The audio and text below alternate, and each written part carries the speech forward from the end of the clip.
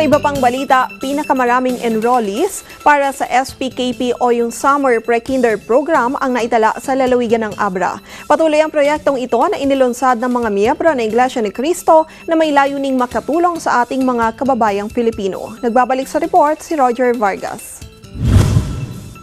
Naitala ang pinakamaraming enrollees ng Summer Pre-Kindergarten Program, SPKP, dito sa probinsya ng Abra.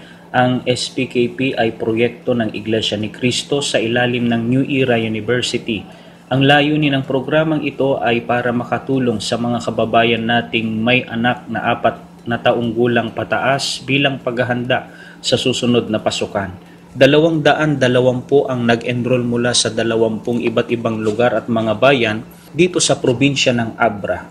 Nilahukan ito ng member at non-member ng INC. Ang kanilang pag-aaral ay tatagal hanggang sa katapusan ng buwan ng Mayo.